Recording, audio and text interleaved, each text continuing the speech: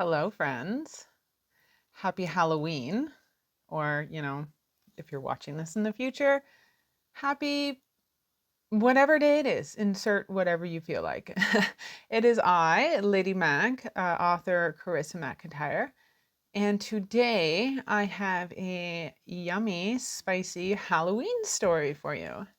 Hence the happy Halloween and the spooky earrings. It's about as dressed up as I could get for you guys right now. I should have done this when I was all dolled up as Sally for the weekend, but I didn't have it in me.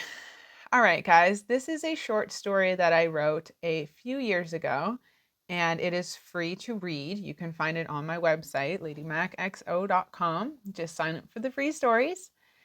And today I'm going to read it to you.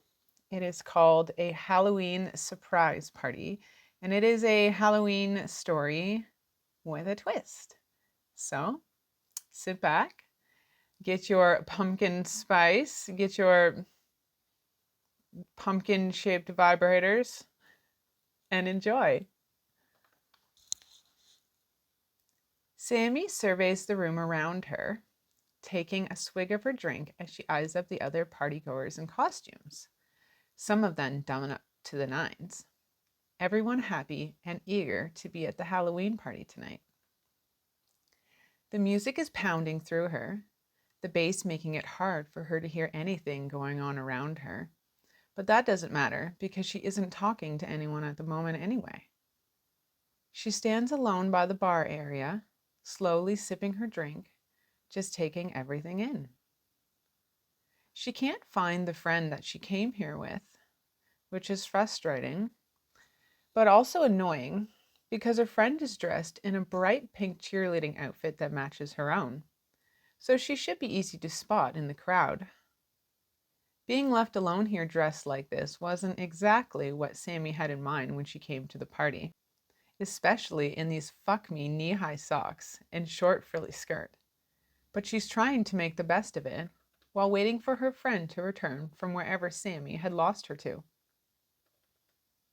She's debated leaving a few times, but she doesn't know where her friend is gone or when she's going to come back. She just disappeared into the crowd a little while before, so Sammy stays put, hoping she'll come back soon. Her costume is itchy and uncomfortable though, and the longer she stands there by herself, sipping her drink, the more and more agitated she grows, once more debating just leaving altogether. Looking around the room for her friend once more, her eyes fall upon an old-school Western-looking cowboy standing over at the other end of the bar area, and he has his eyes right on her. Hard. She looks away, but finds herself blushing from head to toe as she can still feel his eyes crawling all over her. She risks a glance once more, and he's still looking at her, now with a half smile on his face, like he knows she can feel him undressing her with his eyes. Oh, those deep blue eyes. She forces herself to look away again, even though her stomach is starting to form into knots.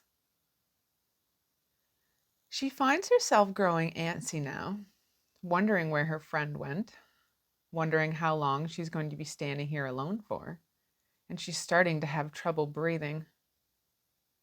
She finds herself stepping from foot to foot nervously. Then she looks up from her drink again to find the cowboy standing right there beside her, still giving her that intense stare. Her breath totally catches in her throat now, but she manages to contain herself. He offers to buy her a drink, cutting through the music blaring around them, and she laughs at this, although lightly, telling him that he must be lost or in the wrong time zone, considering she's a cheerleader and he's a cowboy, clearly one from the past. He doesn't let this stop him. Instead, he tips his hat at her and tells her that he's a time-traveling cowboy, come here from the past to buy one specific pretty lady a drink at this party, and she can't help but laugh and crumble at his pathetically corny joke. He buys her a drink to replace the one she'd been nursing, and they share small talk for a little while, getting to know one another. She finds out his name is John, but she doesn't know whether to take him seriously or not with that name, even when he tells her that's really his name. But his vibe is good, and the night feels good. So she sips her beer and enjoys the moment, just allowing things to flow. Sammy still finds it hard to concentrate, though, with the music pounding so loudly and him looking so damn fine in front of her. And he keeps leaning in, trying to yell in her ear, which isn't working for her either. It's as if he can pick up on her annoyance and slight excitement, though, because right before she's about to say something, he pipes up. Would you like to get out of here and find somewhere more quiet to talk? She thinks it over for a minute, debating whether or not her friend is even going to come back for her, or if she's long gone by now, having found something or someone else to occupy herself with this evening. She looks over at this handsome cowboy again, still staring at her intently, clearly confident and not at all intimidated by her. And she has a quick glance at him up and down while she's at it. He's got a tight body, well built, muscular, which she has a great view of in that ridiculous getup that he's wearing. And he's got on some really nice cowboy boots. That decides it. She's game. She gives him a little nod, and he reaches over and takes her hand in his own.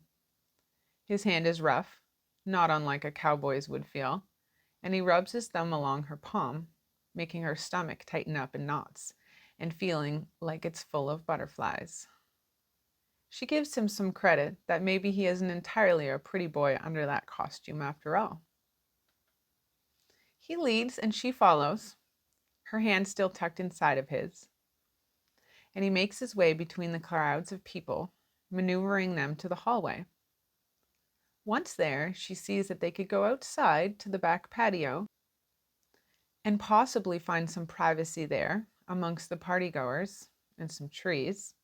Or, if they're feeling bold enough, they could sneak off upstairs and try to find a quiet bedroom all to themselves. She looks at him, and he's already looking at her, his stare feeling like it's going all the way through her. And he shrugs at her slightly, letting her know that the choice is totally hers.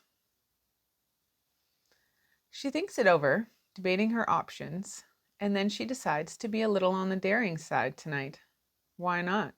It's Halloween, and a costume party after all. Leaning forward, she makes the first move, kissing him, and she can tell she's totally caught him off guard. It doesn't take him long to recover, though, and then he's kissing her back, kissing her with far more passion and skill than she had honestly been expecting. They spend some time right there in the middle of the hallway, making out like teenagers, her tiny, barely clothed body pressed tightly against him, while his arms are around her, holding her close. She can feel his belt buckle digging into her stomach, but she can feel something else poking her as well, a little lower, and she knows that's no belt buckle. She moves her body against it, grinding herself into him, and he moans into her mouth, breaking their kiss for a minute. Sammy traces her tongue along his bottom lip, teasing him, letting him know that she means business tonight. And then she pulls away from him and that delicious feeling bulge in his pants and takes his hand once more. Then she turns and heads them towards the stairs, letting him know her intentions by taking the lead. They have a quick peek around to make sure that they aren't being watched, and then they sneak up the stairs quickly, giggling together quietly, feeling like a couple of horny teenagers trying not to be caught by their parents while they sneak out after hours. The taboo feeling in all of this turns her on incredibly, and she feels a throbbing growing between her legs. Wandering down the hallway, with the music much quieter up here, they find a bedroom that's empty and dark, and quickly shut themselves inside, locking the door and closing themselves off from the rest of the party, giving in to the solitude and each other.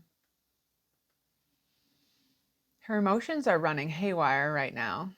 There is a mixture of excitement and nervousness, horniness, and uncertainty pouring through her veins. But right now, she's clearly thinking with what's between her legs, because that's what matters most, and is throbbing with anticipation of what she's about to do. In fact, she's soaking wet. She can feel her damp panties clinging to her, turning her on even more.